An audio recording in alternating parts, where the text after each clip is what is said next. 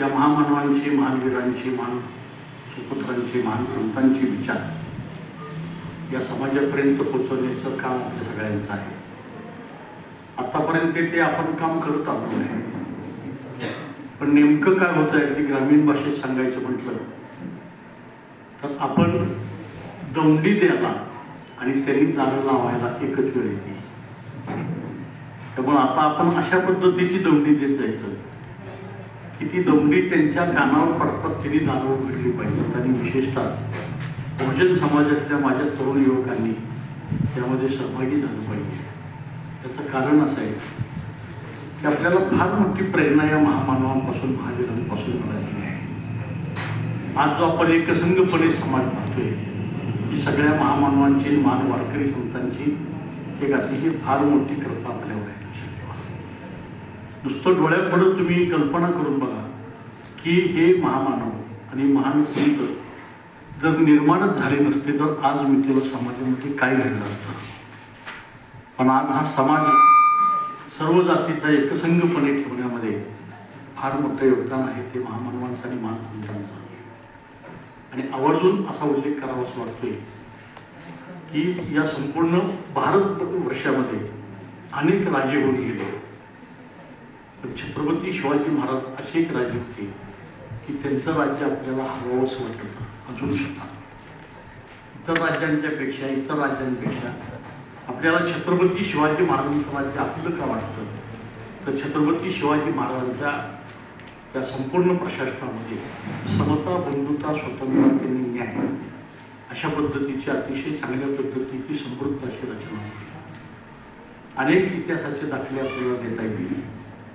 आणि त्या छत्रपती शिवाजी महाराजांना खऱ्या अर्थानं वारसा लाभलाय तो संत परंपरेचा. आणि त्याची सुरुवात शहाजीराजांचे वडील मालोजीराजे यांच्यापासून झालेली आहे. तुम्हाला माहिती आहे का नाही मित्रांनो कोणतरी, पण मालोजीराजांचे आणि संत शेख मोहम्मद श्रीगोंद्याचे यांचे फार गौरवाचे संबंध होते. शेख मोहम्मद संतांच्या विचाराचा पगडा मालोजीराजांच्यावर आणि मालोजीराजांच्या विचाराचा पगडा शहाजी महाराजांच्यावर होता. आणि ह्याच विचाराची परंपरा घेऊन छत्रपती शिवाजी महाराज त्या जिजाऊ मासाहेबांच्या पोटी जन्माला आले. ते जिजाऊ मासाहेबांची सुद्धा ज्ञान परंपरा अतिशय जाज्वल्य अशी ज्ञान परंपरा होती. आणि त्या ज्ञान परंपरेच्या माध्यमातून जिजाऊ मासाहेबांनी छत्रपती शिवाजी महाराजांच्यावर फार मोठे संस्कार केले. मी तुम्हाला एक गोष्ट आवर्जून सांगू इच्छितो की अलीकडच्या काळात फार मोठे करणे लावून बोंबाबोंब केली जाते की अमक्या पंडितांच्याकडून शिवाजी महाराज घडले, तमक्या पंडितांनी छत्रपती शिवाजी महाराजांना मार्गदर्शन केलं. परंतु तसं काहीही घडलेलं नाही. ज्ञानाची परंपरा त्यांच्या परंपरेपासून, शहाजी महाराजांच्या पासून, त्याच्या अगोदरच्या राजांच्या पासून त्यांच्या घरामध्ये आलेली आहे. ती परंपरा जगद्गुरु तुकोबरायांनी अतिशय चांगल्या पद्धतीनं पुढे चालवत असताना एक अभंग सांगितलेला आहे. अमागरी जण शब्दाची सवतने आणि शब्दाचीच शस्त्र यत्ने करू, शब्दच्या मुळची जीवन, शब्द जनधन वाटू नका असं म्हटलेलं आहे. ही परंपरा ज्ञानाची आहे. त्यामुळं छत्रपती शिवाजी महाराज घडेपर्यंत जी ज्ञान परंपरा होती ती खऱ्या अर्थानं सत्य विचाराची ज्ञान परंपरा होती. आणि मगाशी मी एक विषय बोललो तुम्हाला की छत्रपती शिवाजी महाराज घडताना जगद्गुरु तुकोबरायांची फार मोठं मार्गदर्शन त्यांना लाभलेलं आहे. आणि तुकोबरायांच्या मार्गदर्शनानं छत्रपती शिवाजी महाराजांचं राज्य घडलं. म्हणूनच तथागत गौतम बुद्धांची समता, बंधुता, स्वतंत्रता ही न्याय व्यवस्था ही छत्रपती शिवाजी महाराजांच्या प्रशासनामध्ये आपल्याला पाहायला मिळते. आणि या इतिहासामध्ये आतापर्यंत अनेक असे दाखले दिले जातात.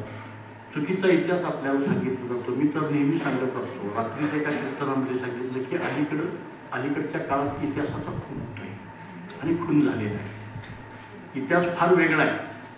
समाजापुढे मांडताना तो फार विचित्र पद्धतीने मांडला जातो. कारण ज्यांनी हा इतिहास मांडला, ज्यांनी हा बकरी लिहिल्या, त्या बकरी सूड भावनेने लिहिलेल्या आहेत.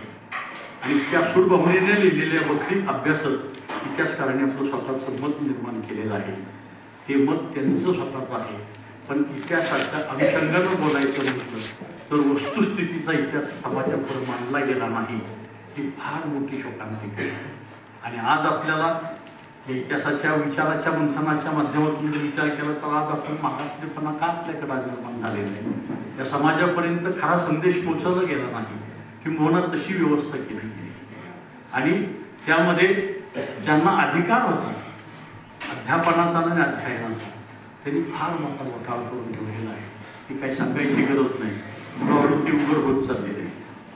आणि हे घेत असताना अलीकडच्या काळामध्ये जसा छत्रपती शिवाजी महाराजांचा इतिहास समाजापुढे जसायचा तसा आला नाही, त्यापेक्षा सुद्धा छत्रपती संभाजी महाराजांचा इतिहास या समाजापुढे जसा यायला पाहिजे होता तसा आला नाही. थोडक्यात त्यांनी छत्रपती संभाजी महाराजांची जी खरी चौकट आहे ती पूर्णपणे मोडून छत्रपती संभाजी महाराजांचं चरित्र एखाद्या विचित्र अशा चौकटीमध्ये मारून मुस्कुटून बसवलेलं आहे. त्याचं कारण आहे की छत्रपती संभाजी महाराजांच्या बाबतीत लिहिलेल्या बखरी ह्या फार दूषित बखरी होत्या. त्या सूडभावनेनं बखरी लिहिलेल्या गेलेल्या होत्या आणि ज्या बखरी लिहिणारे होते ते बाळाजी अवजेचे वंशज, त्यांचे परतुंड असतील, मल्हाररावजी चिटणीसपर्यंत त्यांनी या बखरी लिहिल्या. त्या बखरी पूर्णपणे सूडभावनेनं लिहिल्या गेल्या. ज्यांच्या आजोबांना आणि पंजोबांना छत्रपती शिवाजी महाराजांनी हत्तीच्या पायाखाली दिली गेली, हत्तीच्या पायाखाली देण्याची शिक्षा केली, त्यांच्या घराण्यातले त्यांचे नातवंड परतुंड संभाजी महाराजांविषयी चांगले बोलू शकणार नाही. अलीकडच्या काळात चुकीचा इतिहास सांगितला जातोय. स्वजातीच्या काही लोकांच्यावर अन्याय झाला म्हणून मंगल पांडे सारखा जन्माला येतो, मंगल पांडेने कार्य केलं की त्याच्यावर चित्रपट निघतो.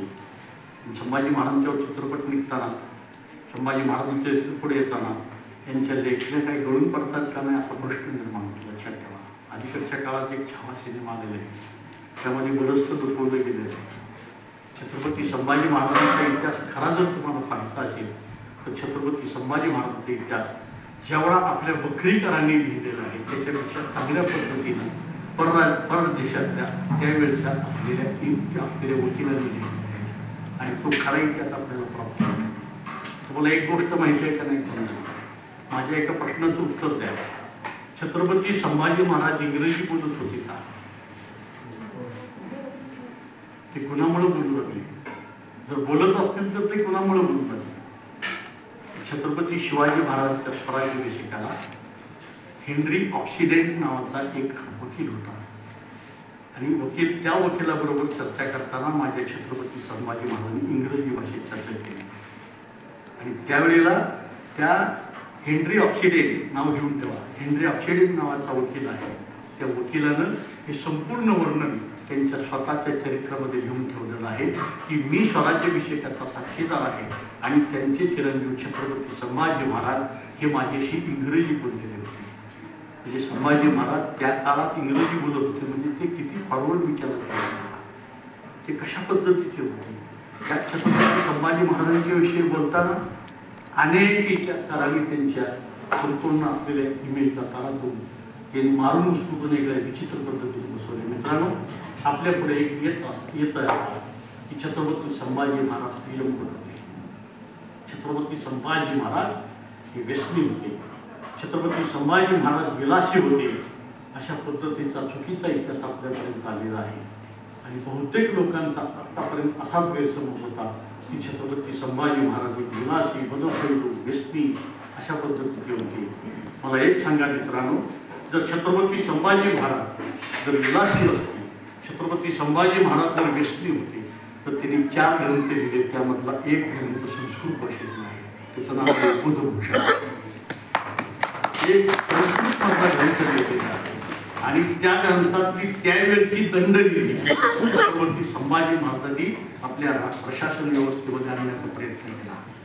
छत्रपती संभाजी महाराजांचा भेद का केला गेला, छत्रपती संभाजी महाराजांच्या विषयी द्वेषपूर्ण वातावरण निर्मित का केलं गेलं, त्याला अनेक कारण आहेत. त्यातलं एक कारण आहे की मनुस्मृती, शुक्रनीती आणि वृक्षाहार अशा पद्धतीचा हे 3 ब्राह्मणांचे कायदे होते.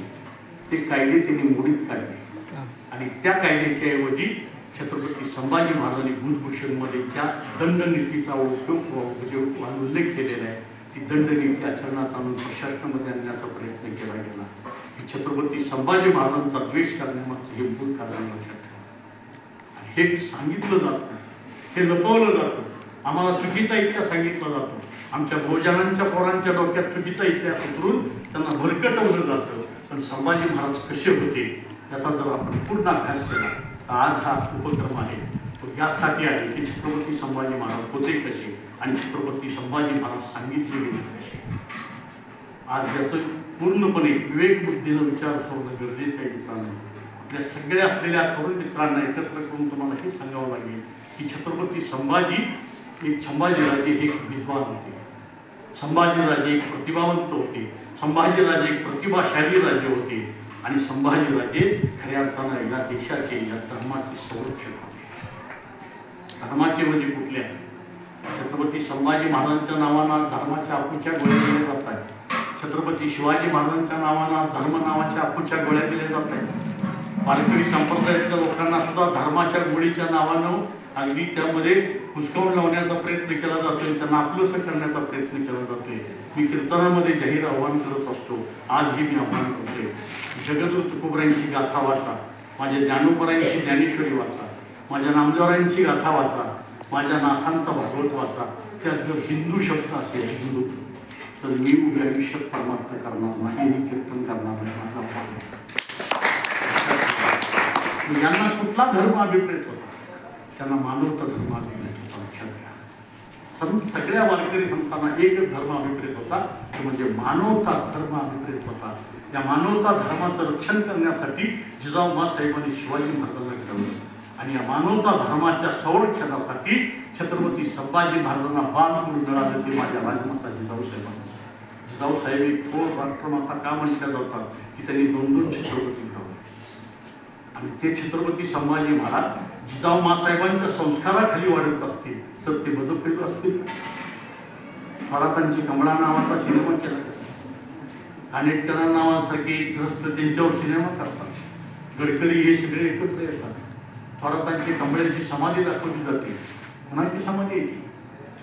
पाहिलं आपण कधी?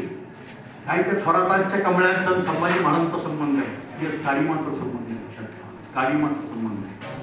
पण ते तुम्हाला बरोबर अज्ञानपणाच्या अंधार कोठडीमध्ये ढकललं जाते. संभाजी महाराज असे होते, संभाजी महाराज कसे होते, त्यांचं प्रकरण गोदूच्या नावानं रंगवलं गेले. तुम्हाला माहिती आहे का गोदू कोण?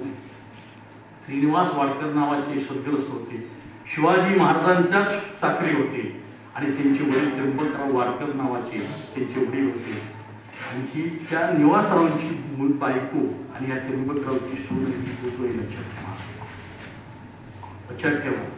ते गोदूचा संभाजी महाराजांचा संबंध जोडला गेला. का जोडला गेला? तर गोदू खरं सांगणार होते आणि खरं काय ते गोदूला त्यांच्या घरात ऐकलेलं होतं. विश्वास पाटलांची संभाजी कादंबरी वाचा. पहिलंच प्रकरण त्यांनी गोदूच हाताळलं नाही.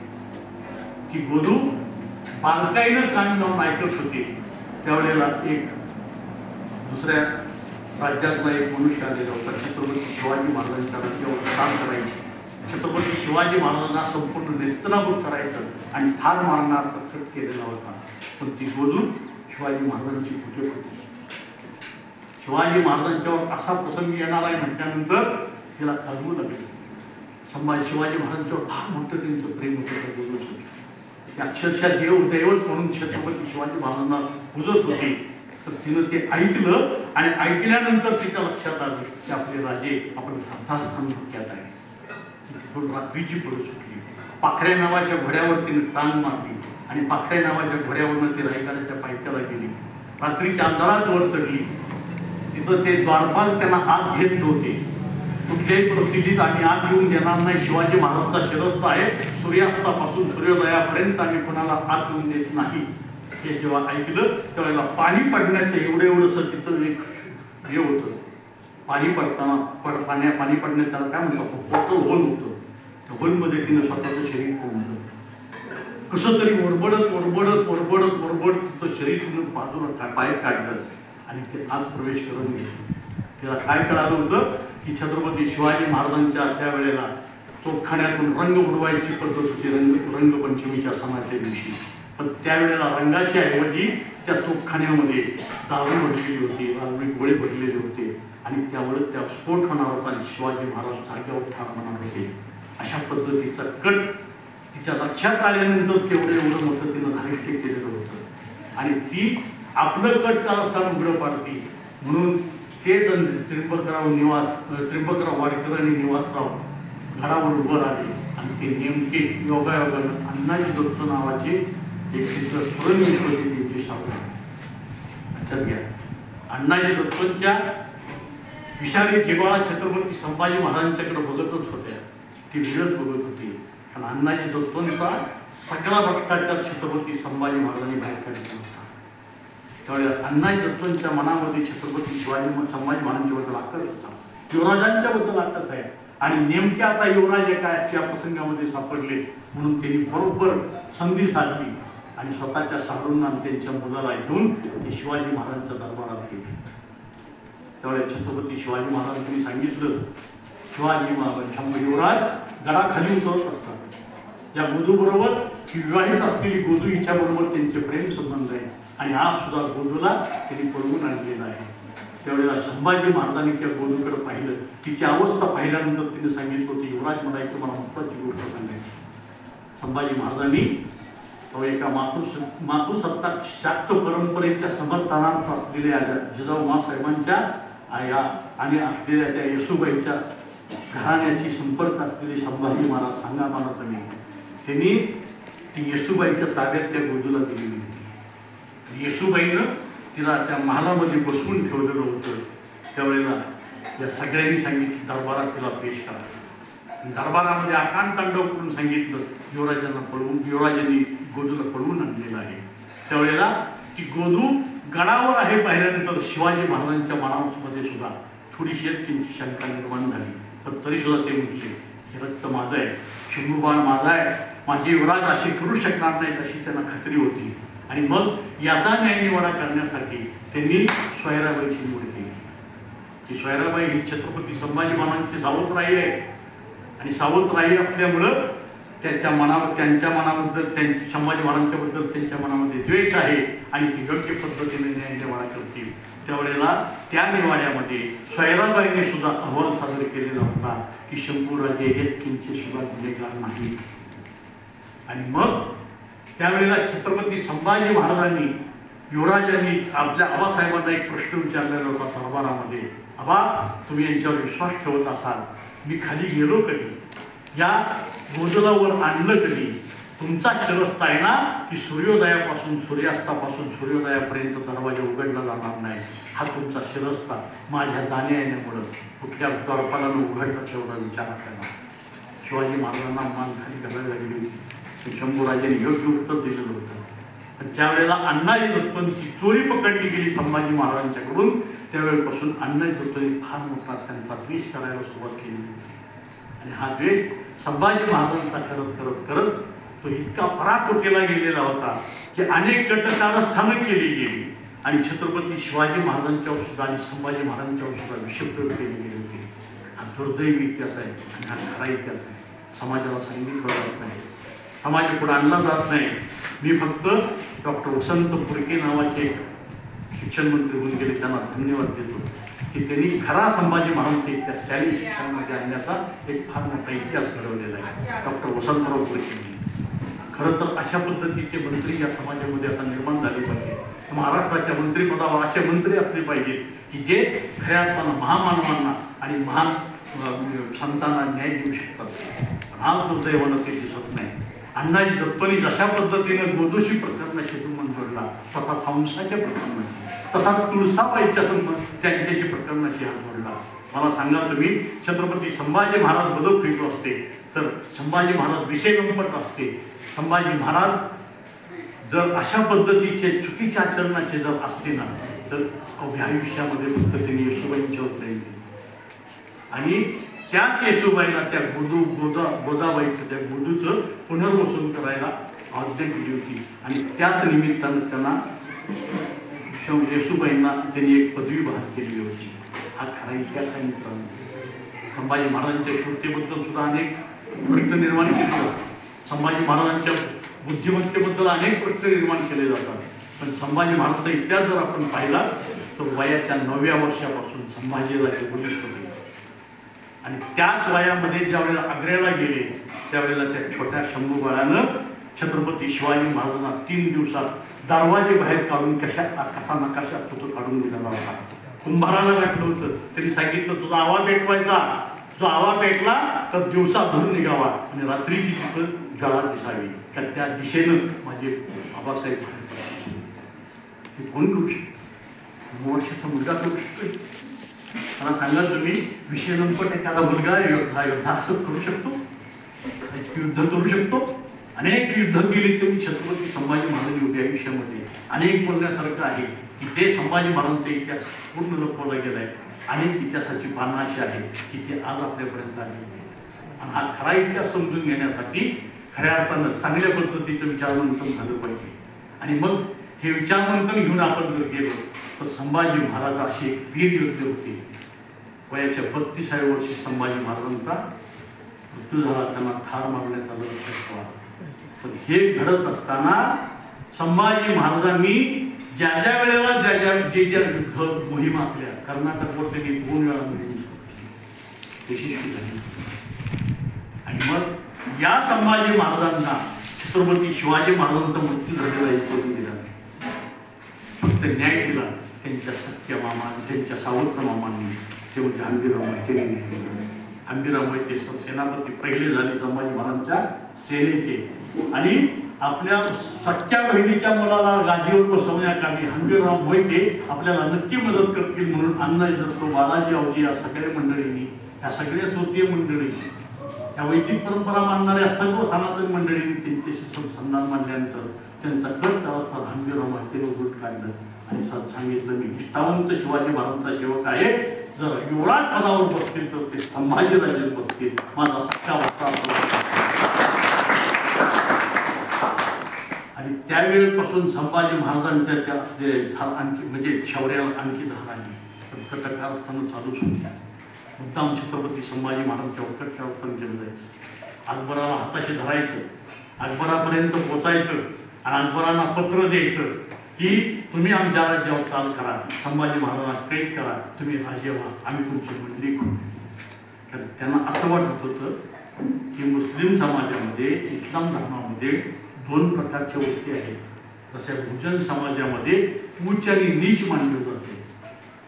भोजन समाजामध्ये किंवा आपल्या धर्मातल्या संपूर्ण भारतीय व्यवस्थेमध्ये उच्च आणि नीचता मानली जाते. तशी इस्लाम धर्मामध्ये सुद्धा उच्च नीचता मानतात. एक आश्रम आणि एक आश्रम. आश्रम हा औरंगजेब होता आणि आपल्यातले आश्रम कोण आहे? आपल्यातले आश्रम हे सगळे उच्चवर्णीय आहे. त्या आश्रमांनी या आश्रमांची संधान मांडण्याचा प्रयत्न केला होता. औरंगजेबाचं त्यांचं का पटत होतं लक्षात घ्या. त्यांचं औरंगजेबाचं पटत होतं, कोण म्हटलं नव्हतं पटत. त्यांना माहिती होतं की इतर बहुजनांना किंवा इतर शूद्रांना मिळण्यापेक्षा हे इस्लाममधले आश्रम आहेत म्हणजे आपल्यातले आहे, म्हणून त्यांच्याशी त्यांनी संधान मांडलं होतं. त्याच नात्यानं त्यांनी अकबरांशी संधान मांडलं होतं. पण ते अकबरांनी स्वतः पलटवलं होतं. आणि अकबरांनी स्वतः पलटवण्याचं कारण एकच आहे बरं का, की अकबरांना सुद्धा औरंगजेबाचा अतिरेक मान्य नव्हता आणि त्यांना औरंगजेब आणि अकबरांना सुद्धा छत्रपती संभाजी महाराजांच्या सनातनी मंडळींचा अतिरेक मान्य नव्हता. त्याला एक खात्री होती की संभाजीराजे युवराज मानवता धर्मासाठी लढताय, गोरगरिबांना मदत करताय, शेतकऱ्यांचे शेतसारे माफ करताय, गोरगरिबांना अतिशय चांगल्या पद्धतीने शेतीच्या माध्यमातून त्यांनी मदत करताय. अनेक वेळेला त्यांनी कर माफ करण्याचा निर्णय घेतला. का तर गोरगरीब जनतेविषयी त्यांच्या अंतकरणामध्ये कळवळ होता, हे अकबरांना माहिती होतं. आणि अशा संभाजीला दगा द्यायचा नाही हे ठरवल्यावर त्यांनी ते कट करत घडीची सांगितलं. हे संभाजी महाराजांचा इतिहास सांगता अनेक पैलू तुम्हाला सांगता येतील. कधी वेळेमध्ये आपल्याला जास्त पैलू सांगता येणार नाही. फक्त माझ्यावर त्यांनी एकच जबाबदारी कॉम्प्रेटने टाकलेली आहे की छत्रपती संभाजी महाराजांचं एवढं शौर्य होतं. संभाजी महाराजांच्या म्हणजे व्यवस्थेमध्ये संभाजी महाराज सुद्धा इतके विद्वान होते, पंडित होते. त्यांनी 4 ग्रंथ लिहिले, त्यातला एक संस्कृत होता, एक बद्रभाषेतला होता. एवढे विद्वान असून सुद्धा छत्रपती संभाजी महाराजांचं वारकऱ्यांचं नातं काय हे तुम्ही इथं विशद करावं, ज्यासाठी मला त्यांनी निमंत्रित केलं आणि ती जबाबदारी माझी आहे. छत्रपती तुम्हाला माहिती आहे की छत्रपती शिवाजी महाराजांनी तुकोबारा एकत्र आले म्हणूनच स्वराज्य म्हणजे हे राज्य स्थापन झालं. मानवता धर्म स्थापित झाला आणि छत्रपती शिवाजी महाराजांनी राज्य सुरू करत असताना जगद्गुरु तुकोबारायांचं फार मोठं बळ, वैचारिक बळ त्यांना मिळालेलं होतं, प्रेरणा त्यांना मिळालेली होती आणि ही जाणीव छत्रपती संभाजीराजांना होती. ज्या वेळेला चिंचोली नावाचं गाव आहे रायगडच्या पायथ्याला, इतिहास ऐका, वारकऱ्यांचा आणि संभाजी महाराजांचा काय संबंध येतो. म्हणून आम्ही गेली 32 वर्ष बलिदान दिली, म्हणजे त्या दिवशी छत्रपती संभाजी महाराजांचा वध झाला, ठार मारलं गेलं, त्यांना हत्या केली गेली, त्या दिवशी 32 वर्ष झाली मी ओढूची माती कपाळावर येत असतो. याचं कारण काय, आमच्या वारकऱ्यांच्यावर या संपूर्ण विश्वात छत्रपती संभाजी काय उपकार केलेले की छत्रपती संभाजी महाराजांच्याकडे जगद्गुरु तुकोबारायांचे थोरले चिरंजीव महात्मा गेले. हा इतिहास आहे बघा. काही लोकांना, बऱ्याचशा वारकरी मंडळी सुद्धा ही माहिती नाही बरं का. वारकऱ्यांचं छत्रपती संभाजी महाराजांचं नातं काय. त्यावेळेला महात्मा नावाचे जगद्गुरु तुकोबारायांचे थोरले चिरंजीव संभाजीराजांच्याकडे गेले आणि सांगितलं, राजे ज्ञानोबांची तुकोबांची पादुका पालखी काढावी म्हणतोय. पण त्यावेळेला निजामशाही, आदिलशाही यामध्ये सगळी किंवा विभागली गेली. पुण्यामध्ये काही भाग शिवाजी महाराजांच्या तारीख नव्हता, पण त्याच्यानंतर अहमदनगरचा आदिलशाह, हैदराबादचा निजामशाह आणि विजापूरचा आदिलशाह यांच्या आधारितला हा पंढरपूरचा प्रवास होता. आणि प्रवासामध्ये आमच्या वारकऱ्यांना ही पालखी घेऊन जाताना काही विघ्न येऊ नये या नात्यानं, या विश्वासानं, या भावनेनं महात्मा शिवाजी संभाजीराजांच्याकडे गेले होते. आणि त्यांनी तो प्रस्ताव मांडल्यानंतर संभाजी महाराजांच्या लक्षात आलं लगेच की ह्या जगद्गुरु तुकोबारायांनी आपल्या छत्रपती शिवाजी महाराजांच्यावर, आपल्या घरावर, आपल्या शिवधर्माचं घर बरं काय, घर शिवधर्माचं लक्षात ठेवा. आणि हा शिवधर्माच्या घराण्यावर फार मोठे उपकार केलेले आहे. त्यामुळं त्यांचं ऋण फेडण्याचा आम्ही प्रयत्न करतोय. आणि ही भावना मनामध्ये आली. तुकोबारायांच्या विषयी नितांत श्रद्धा, तुकोबारायांच्या विचाराचा पगडा, तुकोबारायांच्या विचाराची परंपरा आपण अत्यंत श्रद्धेने जोपासत आहोत. आमच्या घराण्यातून तुकोबारायांचं फार मोठं वेगळं नातं आहे. या जाणीवेळी त्यांनी सांगितलं, तुम्हाला एक ताम्रपट दिला जातो आणि ताम्रपट दिल्यानंतर जो चौकदार देतो, चौकदार माहिती आहे तुम्हाला, तो चौकदार असतो ना कीर्तनामध्ये, तो कोण असतो चौकदार माहिती आहे का, छत्रपती संभाजी महाराजांच्या सैन्यातला मानकरी असतो. आणि त्याने एक ताम्रपट दिलेलं आहे, या सोहळ्याला तुम्ही अडथळा आणू नये. आणि 1685 साली, लक्षात घ्या, जगद्गुरु तुकोबारायांचे धाकटे चिरंजीव यांनी 1685 साली या विश्वातला पहिला सोहळा निर्माण केला, तो छत्रपती संभाजी महाराजांच्या संरक्षणाच्या खाली. लक्षात ठेवा.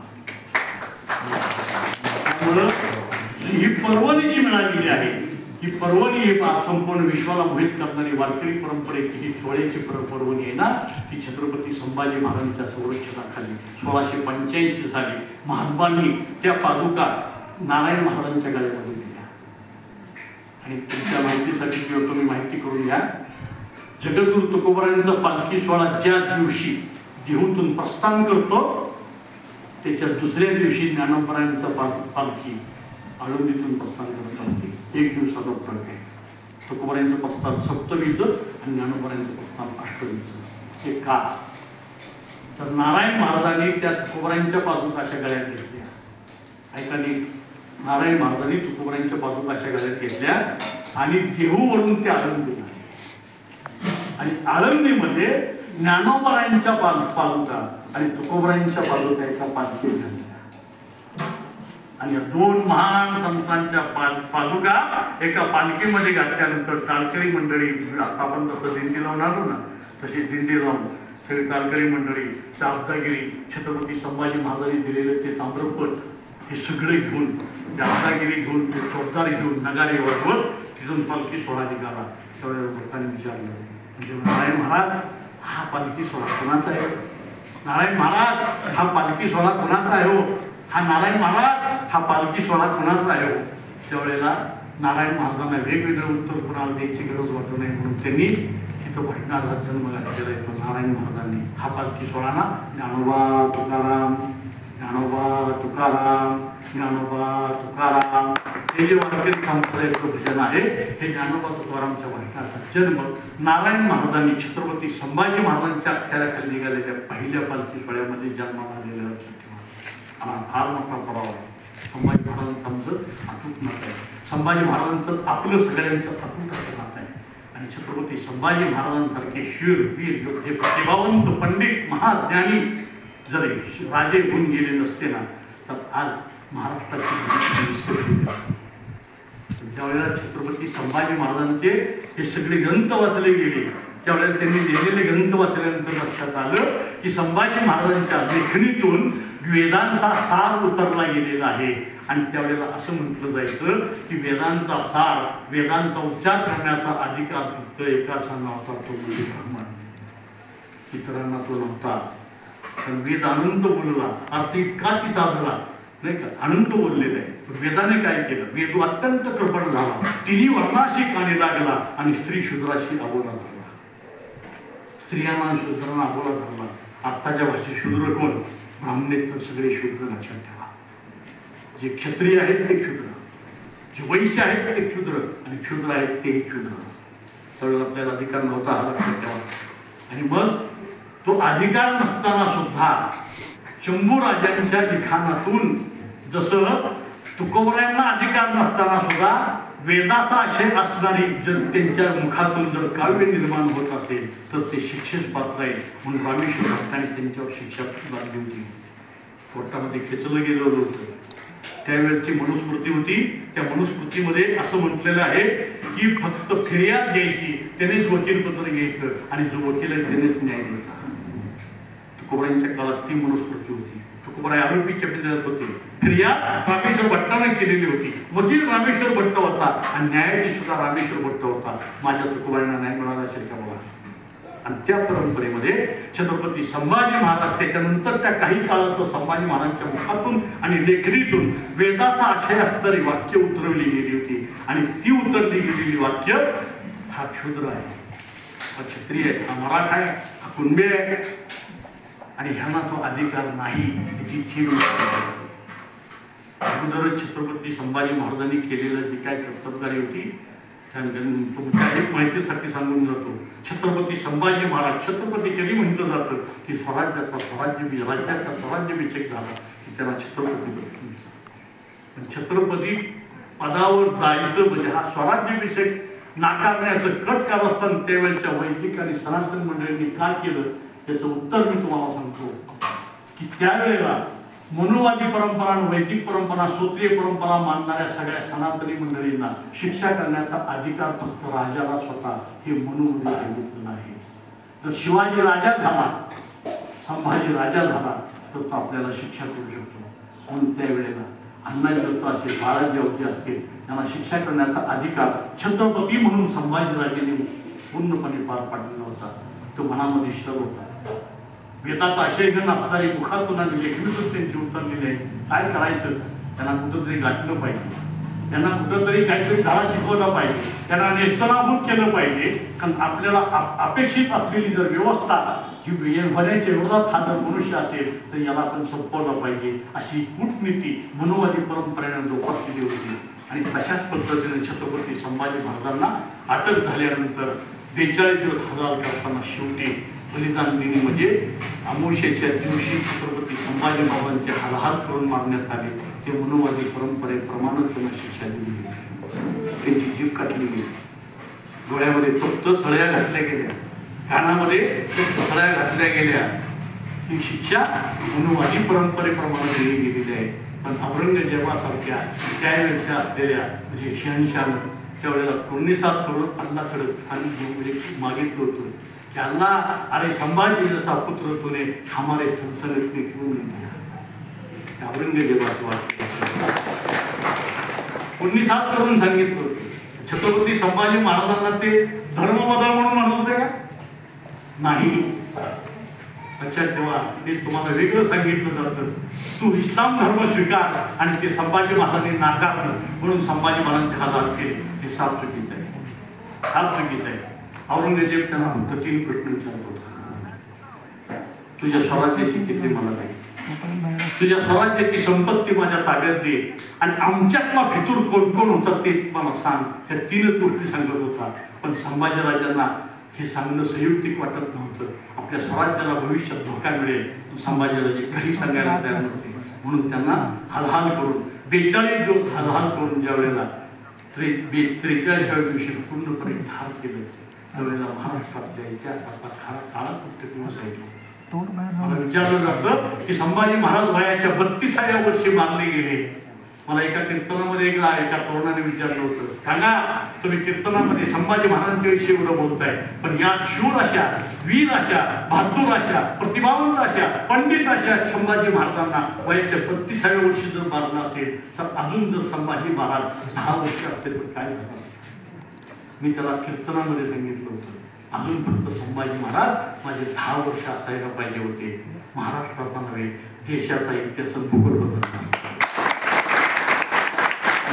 नुकसान झालेलं लक्षात ठेवा.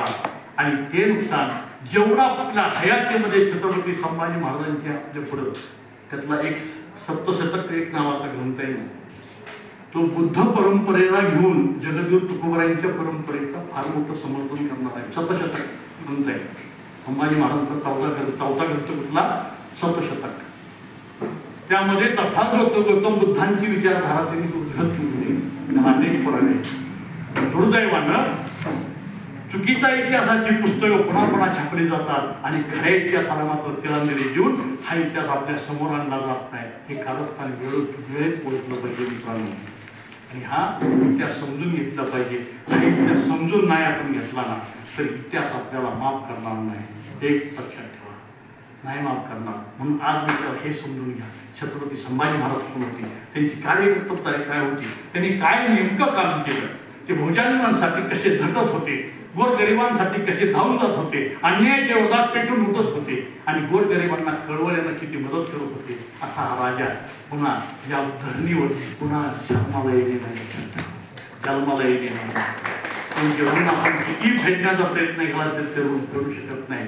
आज आपण बोलतोय हे संभाजी महाराजांची कृपा आहे, शिवाजी महाराजांची कृपा आहे, माझ्या नामदेवरायांची कृपा आहे, माझ्या तुकोबारायांची कृपा आहे. या सगळ्यातून आपल्याला मुक्त करून स्वतंत्रता प्राप्त करून दिलेले या महामानवाने आणि त्यातले शूरवीर महामानव कोण असतील तर छत्रपती संभाजी महाराज. आजच्या दिवशी आज आपण हा उपक्रम राबवून त्यांच्या कार्याचा मागोवा घेण्याचा प्रयत्न केला आहे, धांडोळा घेण्याचा प्रयत्न केलेला आहे. आता या व्याख्यानातून तुम्हाला संभाजी महाराजांच्या विषयी भरपूर सांगता आलं असतं. वेळ मलाही कमी आहे, तुम्हालाही पुढच्या प्रवासाला जायची. कधीतरी पुन्हा वेळ आल्यानंतर पुन्हा यावर चांगल्या पद्धतीची चर्चा करू आणि संभाजी महाराजांचा खरा इतिहास सांगण्याचा प्रयत्न करू की जो आतापर्यंत मी कीर्तनामध्ये जाहीरपणे सांगत असतो, उघडपणे सांगत असतो. मी कधीही कुठल्याही कीर्तनामध्ये कुठल्याही याला तुकोबारायांचं प्रमाण असेल तर कधी घाबरत नाही, लक्षात ठेवा. आणि तो न घाबरता निर्भीडपणे आपल्या समाजाकडे मांडण्याचं काम आपलं आहे. कारण संभाजी राजे त्यावेळेला लढत होते, तुकोबाराय त्यावेळेला लढत होते, त्यावेळेला ते एकटे होते. आज ते सगळे आपल्या बरोबर आहेत याची जाणीव ठेवा आणि काय